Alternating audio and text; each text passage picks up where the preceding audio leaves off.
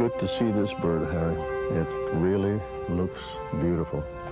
And you know, when I looked at it as a small kid, the one thing that hit me was how big it was. What a huge aircraft.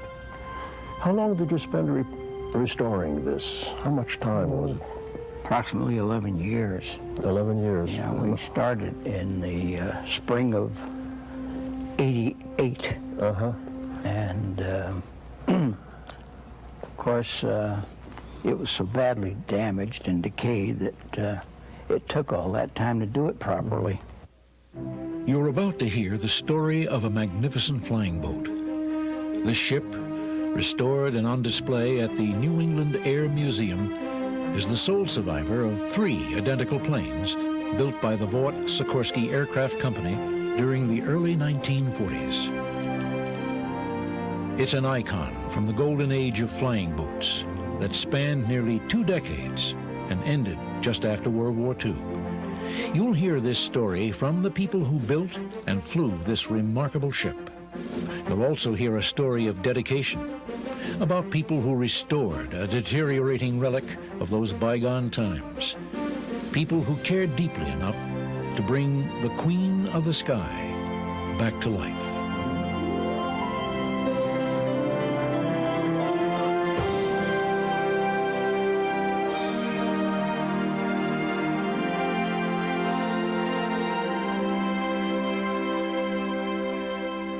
It's interesting, you know, you forget about history, and you forget that Igor Sikorsky was a great flying boat man and a leader in the technology of flying boats. We know him famous for helicopters, but this bird tells us that he did some very wonderful design work in the giant flying boats as well.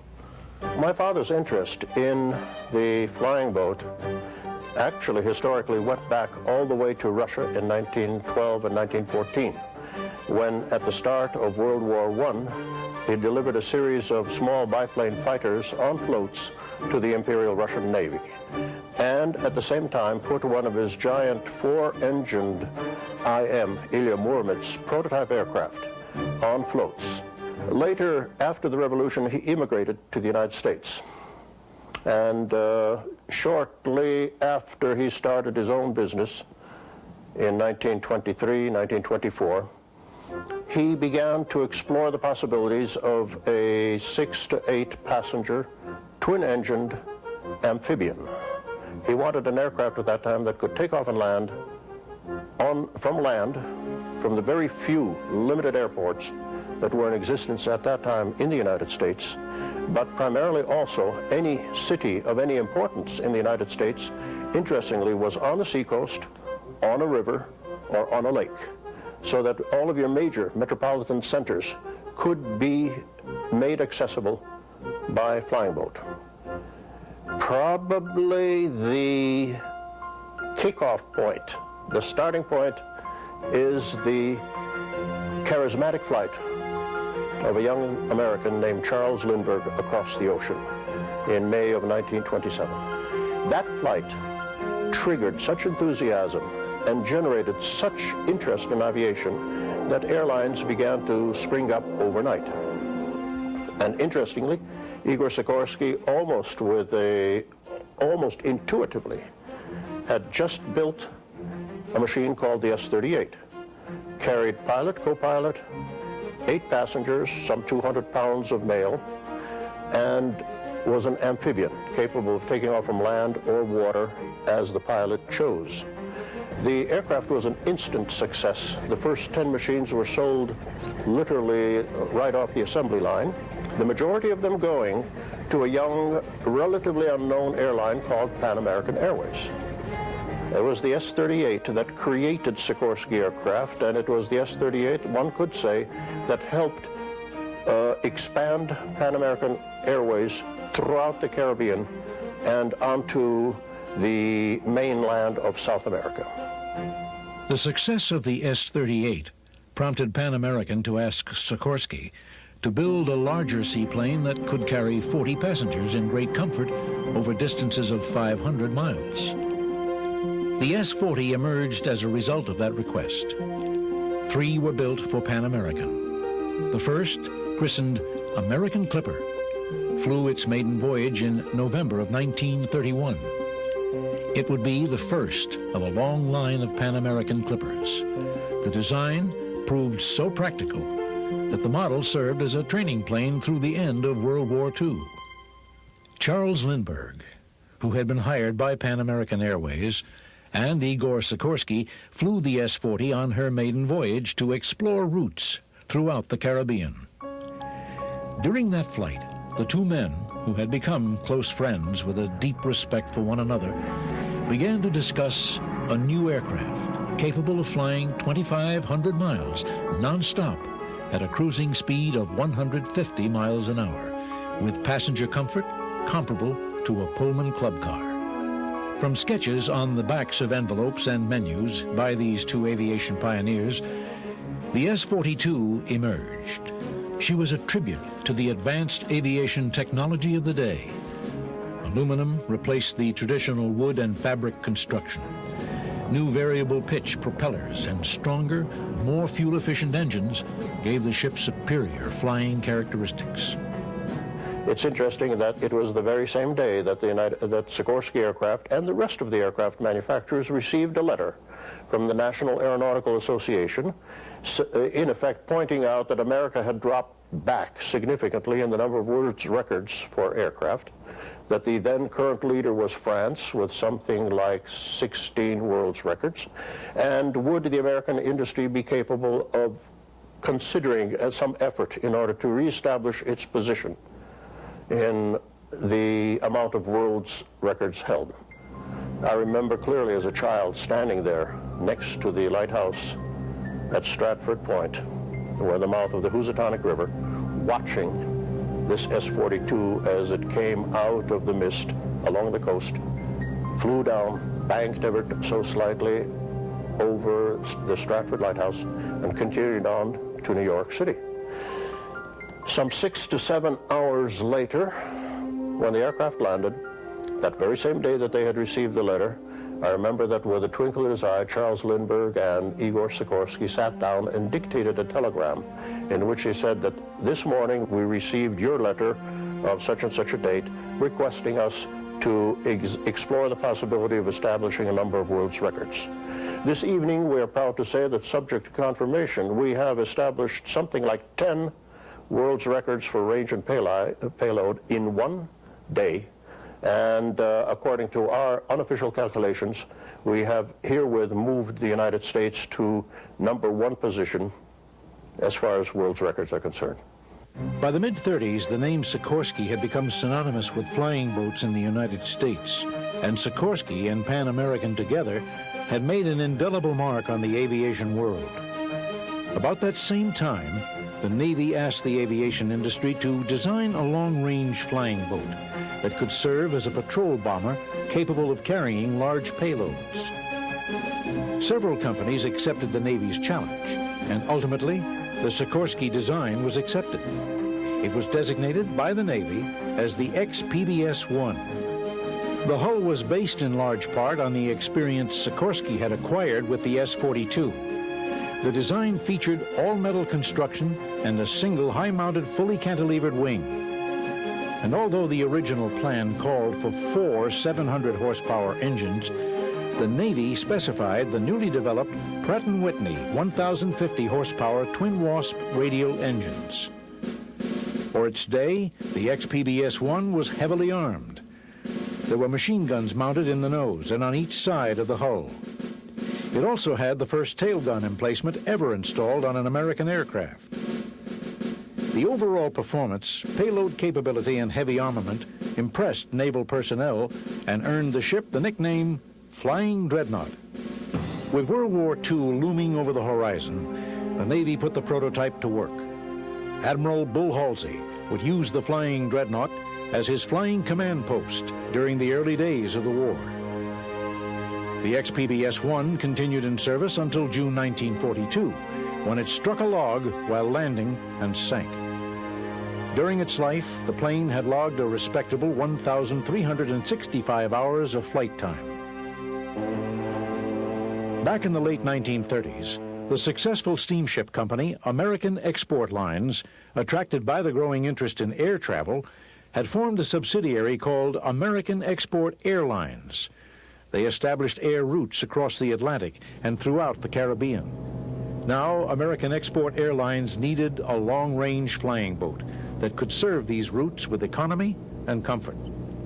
They looked at the performance of the XPBS-1 and said, we could use a civilian version, a commercial passenger-carrying version of this aircraft, and signed a contract with Sikorsky, which would lead Sikorsky into taking the basic design of the XPBS and converting it to a passenger airliner. The contract called for the construction of 3 identical flying boats to be named after American Export's seagoing flagships, Excalibur, Excambian, and Exeter. The redesigned flying boat would be designated the S-44. About this same time, United Aircraft Corporation combined the operations of their Chance Vought division with the Sikorsky division, and the S-44 became a joint operation, now designated VS-44A for Vought Sikorsky. Sikorsky engineers used new high-strength aluminum alloys and new structural design techniques to create an aircraft that was remarkably light for its capacity. And while metal was used to cover the hull, wings, and tail assembly, fabric was still used, where possible, to save weight. You're always concerned about weight. Anything you can do to reduce weight is helpful. And this particular aircraft was supposed to be a long-range aircraft right across the ocean, and that meant that we had to get the empty weight of the machine down as low as possible. And one of the ways of doing that were, wherever it was possible, to remove metal and use fabric. So the ailerons and the elevators and a couple of other things had the after portion of them covered with fabric. It looked like metal, but it was covered with fabric. The new WASP engines were capable of producing a total of 4,800 horsepower during takeoff. The engines were fitted with 3-bladed Hamilton Standard quick feathering propellers for maximum efficiency during takeoffs and cruising. In the design of the VS-44, this whole flight deck was really new, and the one new element of it was that all of the controls for the fuel system be available to the flight engineer, and that all 4 engines could be fed at takeoff horsepower from any one tank. So we have here in the flight deck a fume-tight box which has all the controls for the fuel system. Technically, it's fume-proof. I'm not so sure that it would meet today's standards, but it worked, and it was successful in all the years of operation. The conversion of the XPBS-1 to a civilian airship gave Sikorsky engineers an opportunity to change some undesirable flight characteristics, one of them being a shaking of the tail that Navy pilots mistook for stalling. Well, as I checked it out in the wind tunnel, saw the airflow coming down, I said, wait a minute, this isn't wing stall at all. This is airflow from the wing impacting the tail and shaking the tail just because it's there.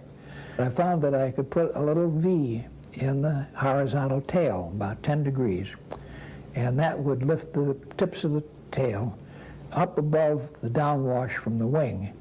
And immediately we got an increase in gross weight, an increase in lift coefficient, and it made all the difference in the world to make the commercial thing so much more feasible than it had been done while it was a Navy ship. The VS-44 had a range of 4,200 miles and a typical cruising speed of 165 miles an hour, which was quite good for transatlantic aircraft of the time. The plane could carry 32 passengers on daytime trips. On transatlantic flights, there were sleeping accommodations for 16 passengers plus a double 5-man crew. The passenger cabin, designed by Henry Dreyfuss, fulfilled Igor Sikorsky's dream to provide club car comfort. It featured wide adjustable seats that made into beds, extensive soundproofing, individual reading lights, and an advanced heating and ventilating system. There were also upper berths in each compartment. American Export Airlines had hired one Charles F. Blair as their chief pilot. Captain Blair had been a naval aviator, service number 4748, had flown for United Airlines, and had distinguished himself as an airmail pilot. American Export now loaned Charlie Blair to the Sikorsky plant in Stratford, Connecticut, to work along with the engineers and draftsmen during the design phase of the VS-44A and to make the test and certification flights. Captain Blair took the flying boat out for its initial test flight and immediately fell in love with it. A love affair that would last for nearly 4 decades. The ship must have sensed Charlie's exuberance. At that moment, the plane just jumped off the water, and he said he talked to the plane and said, "Look here, you don't fly me, I fly you." And he put it back on the water again, and then he took it off again, and he went over to the Sikorsky factory and tipped his wings to let all of the people there see what a beautiful plane they'd built. The first of the 3 VS-44As was christened Excalibur at a ceremony at the Sikorsky plant on January 17, 1942. The wife of Vice President Henry Wallace did the honors. The christening was a big celebration outside, bitter cold, and on the platform were all the dignitaries of the company plus Mrs. Wallace. She was armed with a bottle of champagne. Of course, the bow of this machine is soft. It is rubber covered with a canvas, and so to sustain mooring problems, bumping into docks and so forth. So she struck the nose once, and the bottle bounced back in her hand. I think she probably made about 6 or 8 blows until one of the mechanics who was in the mooring hatch up in the bow took the gaff and which is about a 6-foot long pole with a hook on the end of it, and he put that out on the bow for her to strike, and finally it broke the bottle. But it was a nice airplane to fly. Of course, that was the largest airplane that most of us had flown at the time that we were flying it. But the controls were medium heavy, as you would expect with a big airplane. Very responsive. When you first tried to get up on the step, as the nose was high, I went through it. It wasn't a water spray, it was torrents of water right through the nacelles on both sides. And as a result, when that torrent came up through the nacelle, why the propellers, which were running 2,700 RPM at that time, they'd hit that water, and it was the most horrible thud and thump you ever saw. It bothered the people. It lost a lot of RPM, but as it went through that particular stage, it picked up RPM, and the spray, or what I call it, or torrents, stopped. And then from then on, it was a normal takeoff. But the pilots, being land-plane pilots, they didn't think so much of that, and so they wanted Mr. Sikorsky to do something about it. So they took the pictures of the spray tests, as they called them, and showed them to Mr. Sikorsky. Mr. Sikorsky would kind of mumble and not bad, not bad. And the pilots heard, he says, "What do you mean not bad? That's awful." He said, "Well, gentlemen, if you realize that I designed that hull for 45,000 pounds and you're flying it at 60,000 pounds, I say that's not bad." And he was sure right. America was at war on 2 fronts when Sikorsky delivered the 3 flying boats to American Export Airlines in early 1942. The ships, affectionately dubbed the Flying Aces, were quickly put into service as part of a contract American Export had with the Navy to fly military and government personnel to neutral ports such as Foynes, Ireland, and open ports in Africa once it was liberated by the Allies. Although the VS-44As were capable of flying non-stop between New York and Foynes with a full payload, they usually made a refueling stop along the way. The routes taken depended on the season and wind conditions. Botwood, Newfoundland, was one of the regular stopovers. In the wintertime, we would go down, we'd go New York to Foynes direct nonstop. But we couldn't come back that way because, or even go that way because Botwood was frozen over in the wintertime. So we would go from Foynes, like I said, we'd go from New York to Foynes nonstop. But if the winds were unfavorable, we'd go New York, Bermuda, Foynes. On the return flight, we go Foynes to Port Leoti, which is the big naval base in French Morocco. From there to Bathurst, at that time it was called British Gambia. And from Bathurst, we had the options either Belém, Port of Spain, or San Juan, depending upon load and wind. And of course, New York would be the last stop. American Export Airlines was pioneering transatlantic air service, and their stewardesses contributed in large measure to their success. Dorothy Bohanna was the very first stewardess to make a transatlantic flight from the U.S. on a commercial airplane.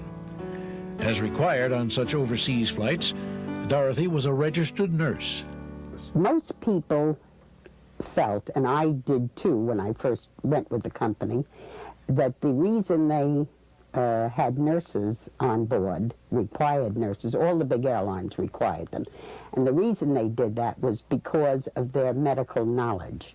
Actually, as it turned out, the real reason was they were used to being on their own. They had night duty. They could stay up at night and be trusted not to sleep. They could make decisions without having someone there to go to. Those were really the reasons why they had an RN. Since Ireland remained neutral during the war, Foynes was an important link for military personnel with business in London. But military people had to dress in civilian clothes according to international law. The funny part of it was, the man who was head of customs there in Ireland used to tell me years later, he said, "Daddy, I knew who they were." He said, one thing that gave them away, and all of them did it, they would have these fedora hats on, but when they would come in and you'd ask them their name, the hat would go under their arm, and you knew that was their military cap that was under their arm. It was a dead giveaway. In October of 1942, Excalibur crashed during takeoff from Botwood. 6 passengers and 5 crew members died. The investigators blamed the cause on the actions of an inexperienced pilot and not to any mechanical failure of the aircraft. Exeter and Excambian continued to fly passengers, cargo, and mail to Ireland and other neutral ports in support of the war effort. Among the passengers on these various flights were notables, such as General Omar Bradley, USO performers like Humphrey Bogart, Edward G. Robinson, and Douglas Fairbanks, Jr., public figures like Eleanor Roosevelt, and on one special flight, Queen Wilhelmina of the Netherlands. That was a very notable trip. She was in exile in London and had gone over to visit her daughter, who was in Canada with her children. They had the airplane fixed so that there were only the Queen and I think maybe 4 men of her brigade or whatever they were. Ours would probably be a Secretary of State. But anyway, these people they had her fixed at this back stateroom was her private quarters. And apparently I reminded her of her people, my coloring. I was blonde and fair-skinned, and she would ask me to come and sit. I think when she got blue, because she'd ask me to come and sit and talk to her. And she'd ask me questions of where I lived, my family life, and things about me personally. I think it was just that she wanted to look at me and see some rationality or some home life or something, what she was getting into when she got to London. Excambian and Exeter continued in service until the Navy's contract with the American Export Airlines expired at the end of 1944. The 2 remaining S-44s ended up by being sold by American Export Airlines as it itself was bought out by Pan American. Pan American was then already shifting to land planes rather than the long-range seaplanes. Primary reason was the fact that during World War II, enough airports had been built around the world to enable the land plane to be able to compete very successfully with the flying boat. And consequently, with the arrival of giant airports in Botwood and in Shannon and Gander, Goose Bay, wherever you wanted to, you could fly with perfect safety with a land plane across the ocean. And the day of the great flying boat slowly came to an end. The VS-44A was pretty much the culmination of flying boat development in this country, and the three flying aces racked up some impressive statistics in their 3 years of service during World War II. Charlie Blair made the 5 fastest consecutive overseas flights in the Sikorskys, setting new transatlantic records for the fastest nonstop flights between New York and foreign ports. The VS-44As also made the first nonstop flights with passengers and mail between New York and Lisbon, Baltimore and Europe, Bermuda and North Africa, and Africa to Trinidad. Flying for American export airlines, the VS-44As were in service to an airline longer than any other commercial aircraft at the time, and the only aircraft that flew commercial schedules nonstop with a capacity payload across the North and South Atlantic on flights in excess of 3,100 miles. The last transatlantic flight of a VS-44 was on October 25, 1944, from Foynes, Ireland to New York. The pilot in command was Captain Charles Blair. As the plane lifted off the water, he flew a circle around Foynes in tribute to the town's support of their flying efforts during the war. The 2 remaining S-44s, if I remember correctly, were sold to various owners, went through a series of owners. One of them ended up in South America, and with some rather interesting and somewhat shady people flying it. It was used to smuggle, it was a gun running operation used to smuggle guns up and down South America. I don't remember exactly where and how, but I do know that it eventually ended up by making a crash landing on the Rio Plata. In 1955, after unsuccessful attempts to use it for commercial service in South America, the last remaining VS-44, Excambian, NC 41881, was put in storage at Ancon Harbor in Lima, Peru, where it came to the attention of Wilton, Dick Probert, and Walter von Kleinsmith, co-owners of Avalon Air Transport in Long Beach, California. Avalon Air Transport was a scheduled airline with regular service to various cities in California, as well as between Long Beach and Catalina Island. Probert and von Kleinsmith thought the Sikorsky would be a valuable addition to their fleet of Grumman Gooses. Dick flew to Peru to examine the plane. I went back to Lima and proceeded to put the airplane in the water and fly it. And it was satisfactory. I put gasoline in it, started home, 2 engines quit. And so I had a situation that was really complex. In other words, I was in an area that I was not familiar with. I was in an airplane I'd only made 1 takeoff and landing in. I had it overloaded with gasoline so I could make it nonstop to Long Beach. And because I was doing the celestial navigation myself, why, I waited until nighttime. So it was night, and we're at 8,000 feet, the cruising altitude for the airplane, and these 2 engines quit. And it was so heavy with gasoline that there's no way I could handle it as far as going on with it. With 2 engines out, so I turned around, went back, and made a night landing in a harbor that I was entirely unfamiliar with. It was full of fishing boats with no lights on them. To make it commercially economical to operate, when Probert finally got the Sikorsky to California, he modified it so it could be flown by just 2 pilots, saving the expense of a flight engineer and a radio operator. He also modified the galley and cabin areas to increase passenger capacity. In October 1957, the Sikorsky, painted in the colors of Avalon Air Transport, began regularly scheduled flights between Long Beach and Catalina Island. Dick needed a stewardess to handle these daily flights and hired a young lady named Nancy Ince. Nancy took quickly to her new life as stewardess, and Dick took a liking to his new stewardess. They were married in June 1965. Nancy was the granddaughter of famous silent movie director Thomas H. Ince. Probert himself was no stranger to the movies. He'd been an actor since the 1940s and appeared in several TV adventure series in the 1960s. During the 10.5 years that the Proberts operated the Sikorsky flying boat as part of Avalon Air Transport, they made more takeoffs and landings and transported more passengers than any previous owner.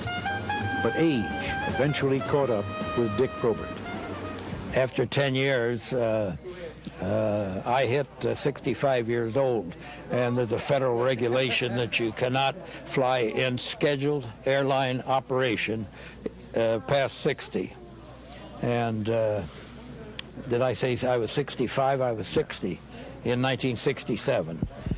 And so I had to get out of the airplane, and because it was so complicated taxiing the airplane in and out of Avalon Harbor among all the boats that you just couldn't find any pilots that could do it. The availability of the VS-44A came to the attention of the owner of Antilles Airboats, a commuter seaplane service operating in the U.S. Virgin Islands.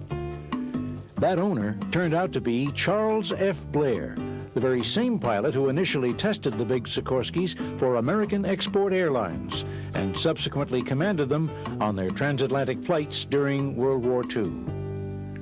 Charlie Blair still had a deep affection for the giant Sikorsky flying boat and was delighted to add the ship to his growing fleet of Grumman Gooses.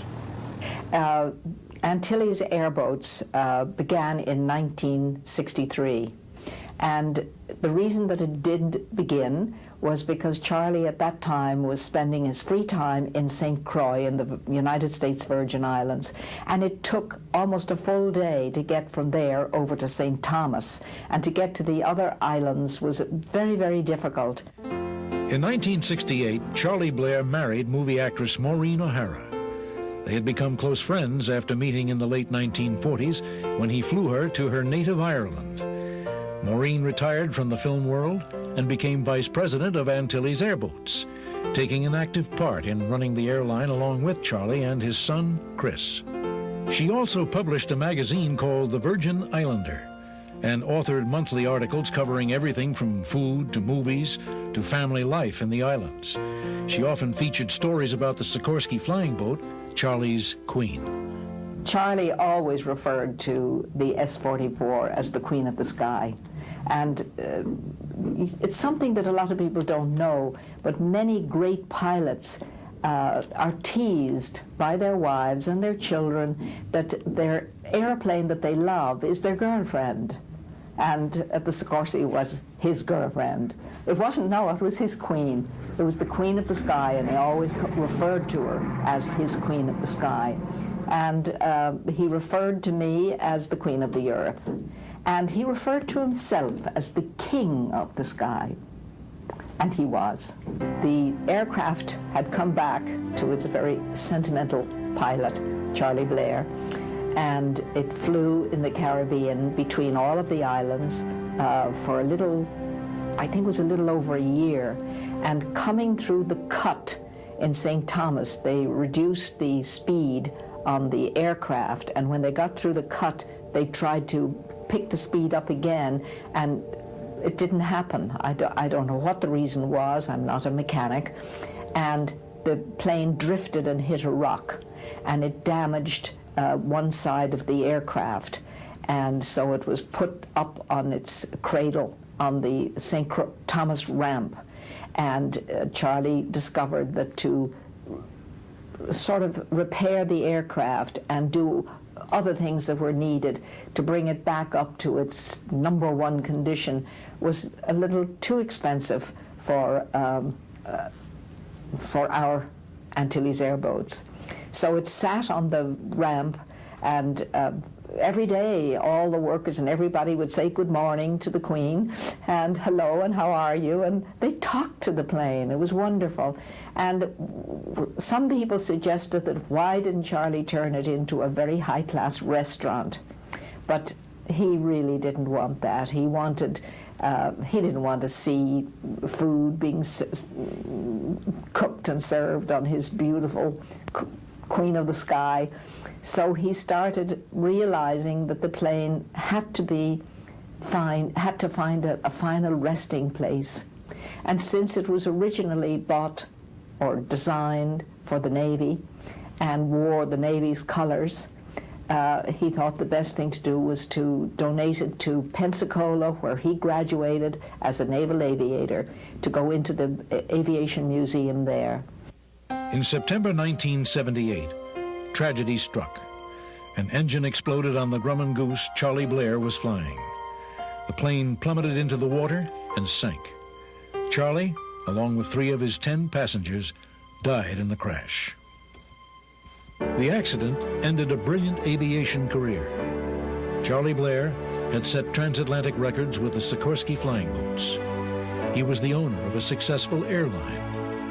After retiring from the Navy, he joined the Air Force and distinguished himself by flying a series of record-breaking flights over the North Pole between New York and London in his own P-51 Mustang, the first person to fly a single-engine plane over that route. During those flights, Blair developed a new navigation system which was adopted by the Air Force.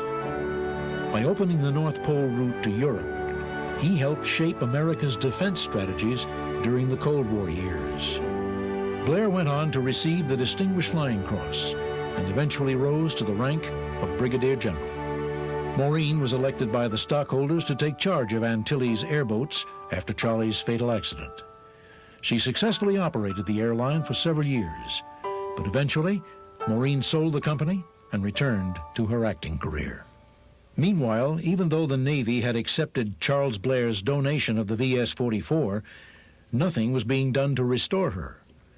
Since the flying boat had only been under contract to the Navy, it wasn't, in the strict sense, a naval warplane, so it wasn't very high on their priority list for reconstruction. The plane languished for years in the museum's outside storage area, where it was exposed to the elements and began to deteriorate. And a very fine man from the museum in Washington, D.C., Bob Mickish, called me, and he said, Maureen, the Queen is going to be lost if you don't do something about it. They're not going to rebuild her and put her in the museum. She's going to just rust away. And he said, you must take it away from the Navy and give it to the museum in New England. And being stubborn Irish, I said, no, no, no, no. Charlie wanted that to be in the museum in Pensacola, and that's where it's going to be, and I'll contact the Secretary of the Navy and everything else. And nothing happened. And then Bob called me again, and he said, Maureen, please, I'm begging you and begging you for the last time. You know Charlie doesn't want that plane to disappear. And then I finally listened to Bob Mickish, and I said, all right, I will ask and request that it be sent to the museum in New England. The VS-44 is a very significant airplane, as we all know, in that it's the last of the big commercial 4-engine flying boats built in this country. It's a Sikorsky product. It was built here in Connecticut. Being the only survivor of the airplane, the flying boat of that era, was always important to us. Some of the museum people at the time followed it with great interest from the time that Dick Probert was flying it in California as a ferry boat, if you will, to Long Beach, from Long Beach to Catalina. Followed with great interest when Charlie Blair and Maureen O'Hara were operating it in the Caribbean. So always had an eye on that airplane, wondering how and when it might be retired, and would there be a chance that the museum could somehow acquire that airplane. So the interest was there for quite a while. Finally, in 1983, after some negotiation, the Navy agreed that the plane belonged in a civilian museum. and made a permanent loan of the Sikorsky to the New England Air Museum in Windsor Locks, Connecticut. Harvey Lippincott, who was worked for United Technologies at the time at Pratt & Whitney, was the archivist for United Technologies.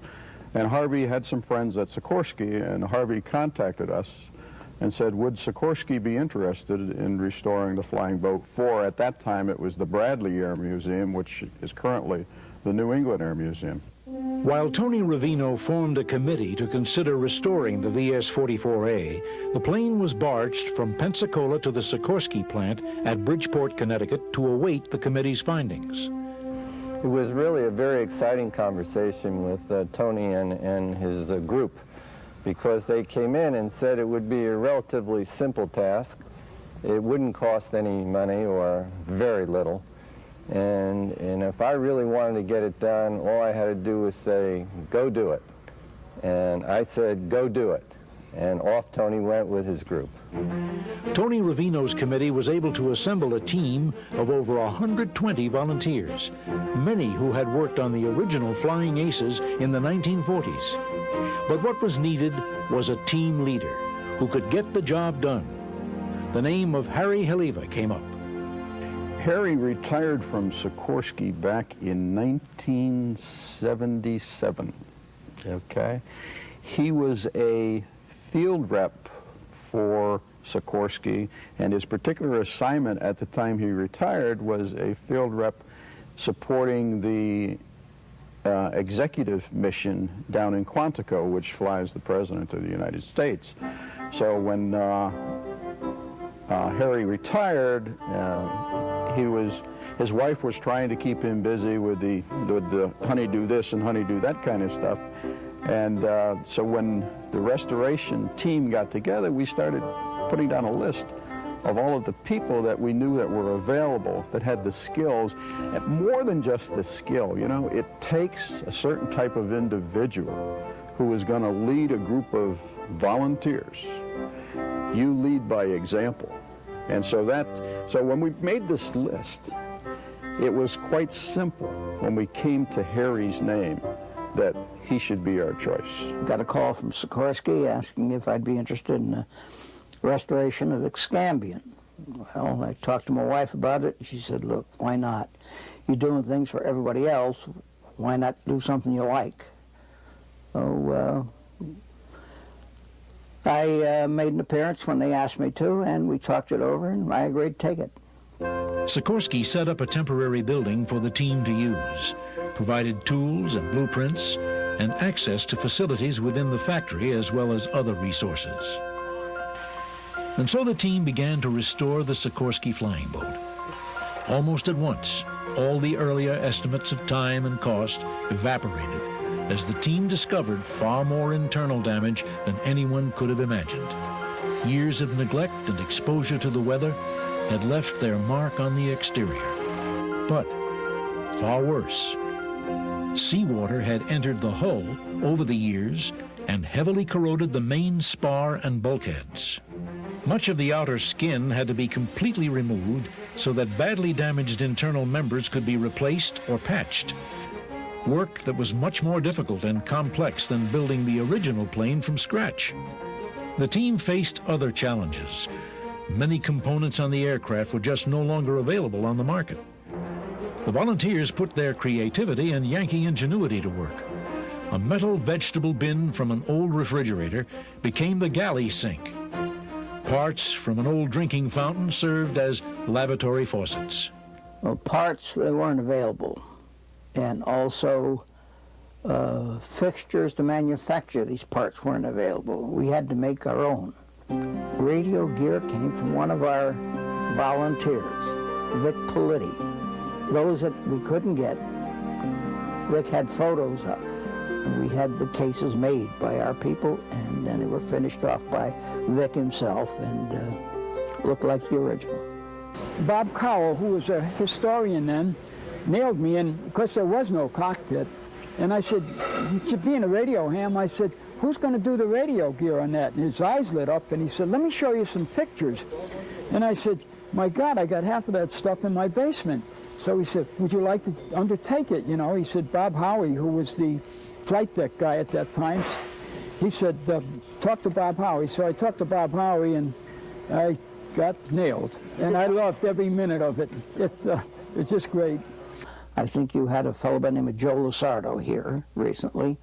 Now, Joe put in some 13,000 hours, and he made fixtures such as the windshield glass. I made this form and took the plexiglass and clamped it onto the form and brought it home, put it in my wife's oven. I set the oven at 350 degrees and put it in there for about 5 or 6 minutes. When I took it out, it was in the wintertime. I had heavy gloves on, and I put it out on the back porch, and when it cooled off enough for me to handle it, I took the clamps out, and sure enough, that contour was perfect. It just fit that form perfectly. The engines with the aircraft were so badly corroded, we couldn't save them. So we had to go out and beg for engines, and fortunately, we were able to go to the Air Museum at Quantico, Virginia, and they supplied us with one engine. We got 2 engines from a school in Long Island. The last engine we got, we found one here out of a wreck of a C-47 that the New England Air Museum had. And we took it over to aviation training school at the Sikorsky Memorial Airport, and the students there tore it down, rebuilt it for us, and even repainted the baffles, so it was like new when we got it. We had a group of guys, we called them our expediters. There were 2 guys, Bill Smethurst and Carl McDonald. They were always wandering around Sikorsky trying to get parts made for the flying boat. So those were jokingly we used to call him Alibaba and his thief. Finally, after 11 years of constant labor and over $1 million in expenses, the restored hull was ready to be joined to the wing assembly. Because of the size of the completed aircraft, the plan was to move the hull and wings separately by truck from Stratford to the museum at Windsor Locks and assemble them there. And because the tail assembly was too high to clear the underpasses along the route, a special cradle was built so the hull could be transported to the museum lying on its side. The final assembly of the restored Sikorsky took place during the summer of 1998, and in November of that year, the ship was ready for public display. The museum staged an elaborate recommissioning ceremony for NC-41-881, held in the shadow of the restored ship. It was a gala night, and speakers paid homage to the people who built the plane, who flew her, and who spent the past 11 years restoring the Queen to her original glory. Not forgotten was Charles F. Blair and his contribution to aviation history. A plaque commemorating his brilliant career was unveiled that evening and put on display at the museum alongside his beloved flying boat.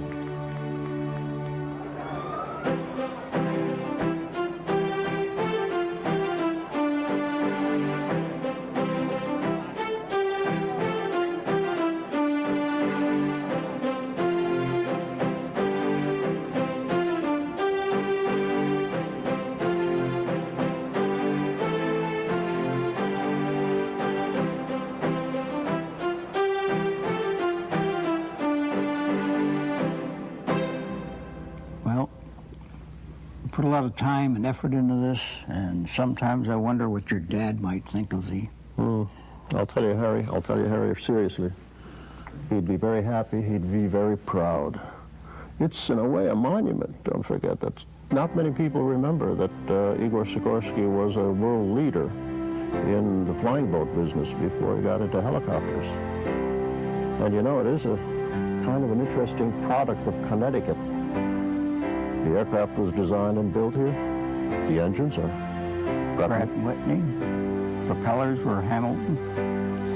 And, of course, the work was done by Sikorsky Aircraft, Stratford, Connecticut. Well, I think United Technologies can be congratulated on their effort here. It was their patience, their money, but this is a great monument to Connecticut and to Igor Sikorsky. Thinking back to Igor Sikorsky's dream of going into a luxurious cabin, and that was luxurious for the time in history. And thinking about flying in some luxurious cabin, just it's proof that that dream came true, and the dream of all the volunteers. I look at all of the sweat and blood and time, that the hundreds of thousands of hours that the volunteers put into it is just fantastic. To me, a museum, any museum, I don't care if it's an art museum or an aviation museum or whatever, a museum is a place really where we should celebrate human achievement. We as people have done all these incredibly wonderful things. And you know, sometimes we just take these things for granted, whether it's the telephone, an airplane, a work of art, or whatever it is. And this is the place, this is the kind of place where we celebrate that human achievement. And I'm just really proud that the airplane is here. What I like to do is, I love to give tours of the museum, and my favorite is the flying boat. And as I'm giving the tour and explaining its history and what it was designed to do and all that, you know, we try and go back and think and imagine what it must have been like to have crossed the Atlantic Ocean in that airplane, whereas nowadays you could fly from New York to Ireland, where the 44 went. You could do that in 5 hours, for heaven's sakes, or 4.5 hours maybe.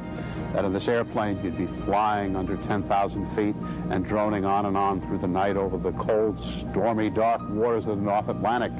And what an exciting adventure that must have been.